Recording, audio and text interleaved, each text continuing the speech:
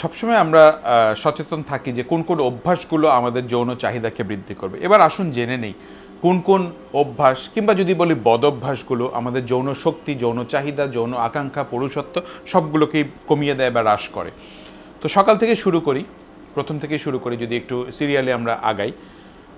আমাদের যাদের অভ্যাস আছে একটু দেরি করে ঘুম থেকে ওঠা, তাহলে কিন্তু আমরা সকালে উঠার যে বেনিফিটটা সেটা কিন্তু পেলাম না।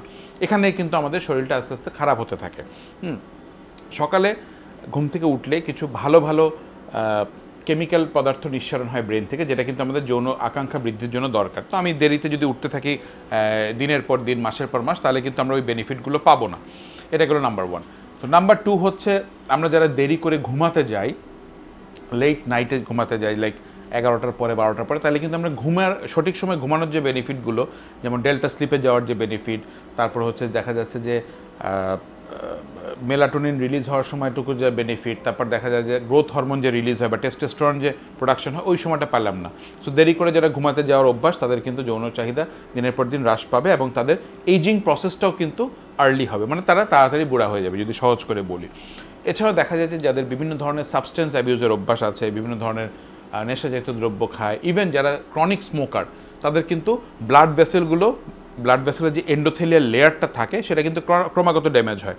তো সুতরাং রক্ত চলাচলে যদি ড্যামেজ হয়, আমাদের যে পিনাইল সার্কুলেশন বা যৌনাঙ্গের আশেপাশে যে রক্তনালীগুলো আছে সেগুলো কিন্তু একাধারে ড্যামেজ হয়। তো সুতরাং যারা ক্রনিক স্মোকিং করে বা যারা রেগুলার স্মোকার, তাদের কিন্তু যৌন চাহিদা আস্তে আস্তে হ্রাস পাবে। এছাড়াও যারা অতিরিক্ত দুশ্চিন্তা করে কিংবা যারা টেনশন করে সবসময়, যারা খুব এক্সাইটেড থাকে সবসময়, তাদের কিন্তু কর্টিসল লেভেল বেশি থাকবে। সুতরাং কর্টিসল বেশি থাকলে টেস্টোস্টেরন যে হরমোনটা আছে পুরুষে, সেটা কিন্তু আস্তে আস্তে কমতে থাকবে। এছাড়াও যারা নিয়মিত শারীরিক কসরত করে না, ব্যায়াম করে না, এবং যাদের স্থূলকার, যাদের স্বাস্থ্য অনেক বেশি, বিশেষ করে যারা একেবারেই ফিজিক্যাল অ্যাক্টিভিটি করে না, তাদের কিন্তু যৌন চাহিদা আস্তে আস্তে হ্রাস পেতে থাকবে।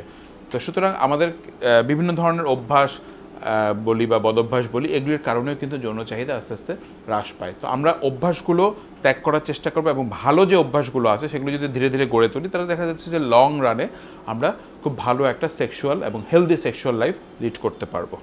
ধন্যবাদ। আপনাদের স্বাস্থ্য বিষয়ে সচেতন করার জন্যই আমাদের এই আয়োজন। তাই প্রতিনিয়ত স্বাস্থ্য বিষয়ে বিভিন্ন টিপস পেতে আমাদের চ্যানেলটি সাবস্ক্রাইব করুন এবং বেশি বেশি লাইক ও শেয়ারের মাধ্যমে সবাইকে আমাদের সঙ্গে সংযুক্ত হবার সুযোগ করে দিন। ডায়াবেটিস চিকিৎসায় 3D বলে একটি কথা প্রচলিত আছে। এই 3D কি? এই 3D হচ্ছে ডিসিপ্লিন, ড্রাগ এবং ডায়েট। আপনি ডিসিপ্লিন লাইফ লিড করছেন, ড্রাগসও খাচ্ছেন, কিন্তু ডায়েট সেটি কেমন হবে? এই বিষয়ে সঠিক পরামর্শ দিতে পারবেন একজন পুষ্টিবিদ। তাই এই বিষয়ে সমন্বিত সেবা দিতে রয়েছে আমরা।